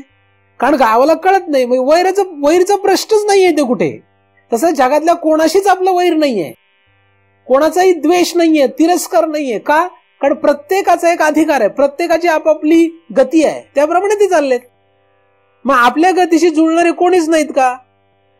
शास्त्रीय संगीत गाणाऱ्याची कोणीच जुळत नाही का? असतात ना. त्या गावात एखादा असेल, कदाचित नसेल, शेजारच्या गावात असेल, नसेल पलीकडल्या गावात असेल, कुठेतरी असेलच. असला तर येईल. आपण गात राहावं. आपण काय करावं? आपण उत्कृष्ट शास्त्रीय गाणं गात राहावं. जो कोणी असेल तो येईल, नाही आला तर गात का? त्याच्यासाठी गातो तू? त्याच्यासाठी गातोस का? त्याच्यासाठी गात असला तर मग गोळा करून कोणाला ऐकवत बस ना, नाही का? दुसऱ्यासाठी गात असेल तर, स्वतःसाठी गात असेल तर तू फक्त गात राहा. ज्याला त्याची गरज आहे, ज्याला त्याची गोडी आहे तो येतोच. त्याला सांगावं लागत नाहीये म्हणून. तसं आपण आपल्यावरचा आरोप स्वतःचा काढत गेलो, या विषयाची ज्याला गोडी आहे ते येतातच. मी काय तुमच्या घरी आमंत्रण घेऊन आलो? कधी कोणाकडे आमंत्रण घेऊन आलेलो नाही. कधी कोणाला बळजबरी केली एकीकडे या म्हणून, या विषयाकडे ऐका माझं, असं सांगितलेलं नाही. मी तर म्हणतो, किती वेळा सांगतो येऊ नका, असं म्हणतो काय? नाही. यायचं तर या आणि जायचं तर जा, हे काय सांगत असतो. मी काय तिरस्कार द्वेषाने नाही म्हणत. आणि तसंच होतं, ज्याला यायचे ते येतात, ज्याला जायचे ते जातात. मग त्यामुळे तुम्ही शोधत बसू नका, हा का आला तो का गेला. मी नाही शोधत, तुम्ही काय शोधताय? बऱ्याच लोकांना ही खोडपार असते, हा का आला नाही, हा काय तो गेला, तो का गेला, तो का आला. काय करायचं तुम्हाला? तुम्ही तुमचं बघा की. आपल्यावर काही कमी आरोप आहेत? आपलं स्वतःच काय एवढं कमी आहे? नाही, पण मग असं का असेल का तसं असेल. अरे वेळ नाही ना आपल्याकडे. मी तर म्हणतो सगळं शोध, सगळं फार पृथ्वीच्या पोटात काय सगळं उलगडून काढ, नाही का? पृथ्वीच्या पोटात काय लपलंय हे सगळं उलगड, पण वेळ कुठे आपल्याकडे तेवढा? पृथ्वीच्या पोटात काय लपलंय हे शोधावं का नाही शोधावं? आपल्याकडे वेळ असला तर अख्खं ब्रह्मांडच शोधू आपण, पण वेळ नाही ना आपल्याकडे. म्हणून आला काय गेला काय, आल्या गेल्याची से न करी, जो निश्चळ असे अंतरी. आपल्याला आल्या गेल्याची से करण्याला वेळ नाही. आई असो, बाप असो, कोणी असो. मी तर म्हणतो कोणी आला काय आणि कोणी गेला काय, माझं चरित्र बघा, मग कळेल तुम्हाला. ठीक आहे, माझं चरित्र जरी अभ्यासलं तरी तुम्हाला कळेल की आला काय आणि गेला काय. एवढं तरी घ्या माझ्याकडून. मी सांगतो एवढे विचार नाही घेता आले तर आल्या गेल्याची हे करा, म्हणजे आतमध्ये निश्चळ व्हा. निश्चळू होई अंतर, जो निश्चळू असे अंतरी. निश्चळू असे म्हणजे होईल तो अपमतच. तर अशा रीतीने आपल्याला काय करायचंय? फक्त आणि फक्त काय करायचंय? आपला विचार करायचा, स्वतःचा. परमार्थ म्हणजे स्वतःचा विचार. आणि कोणी जर या विचाराशी जुळत असेल तर तोही आपलाच आहे, म्हणून त्यालाही हे सांगत चला. सांगू नका असं नाही, सांगत चला. पण कोणाला? ज्याला ऐकावं वाटेल, ज्याला ऐकावं वाटेल त्याला सांगा. त्याला आज ऐकावं वाटलं, उद्या नाही ऐकावं वाटलं, बळच नका त्याला आग्रह करू, त्याचा विषय तो. पण स्वतःला मात्र शिकवत राहा. तुम्हाला जर हे करायचं असेल, तुम्ही स्वतःला हे शिकवत चला. फक्त स्वतःला शिकवा, दृढपणे स्वतःला शिकवा. दुसऱ्याला सांगताना, दुसऱ्याला शिकवताना तेवढा दृढ भाव ठेवू नका की ह्याला शिकवीनच, आता ह्याला मुक्तच करीन, असा हट्ट काही करत बसू नका. स्वतःलाच मुक्त करीन असा मात्र हट्ट ठेवा, तो गरजेचा आहे. मीच मला मुक्त करीन, मीच मला मुक्त करूनच दाखवीन, हा मात्र उत्कृष्टपणे प्रत्येकाने आग्रह स्वतःसाठी धरायला काही हरकत नाही. पण दुसऱ्यासाठी अजिबात धरायची काही गरज नाही, कारण त्याने आपण फसू. त्याने उलट आपल्याला काय होईल? आवरण जे आहे हे नष्ट करता येणार नाही. आणि असं आपलं होऊ नये म्हणून आपण काय करावं? सगळ्यांनी स्वतःच्याच या स्वतःवरच केलेल्या आरोपांचा पुन्हा पुन्हा विचार करून त्यांना नष्ट करण्याचा विचार करावा. हे विचाराचं तप आपल्या सर्वांमध्ये वाढवत, यासाठी परमकृपाळू भगवंत आपणा सर्वांवर कृपा करोत, अशी त्या भगवंताच्या चरणी प्रार्थना करतो. त्याच्या कृपेने निर्माण झालेले चिंतन त्याच्याच चरणी अर्पण करून इथेच पूर्ण विराम देतो. पुंडलीक वरदा हरी विठ्ठल श्री ज्ञानदेव तुकाराम. पंढरीनाथ भगवान की जय. माऊली ज्ञानेश्वर महाराज की जय. जगत गुरु तुकाराम महाराज की जय. सद्गुरुनाथ भगवान की जय.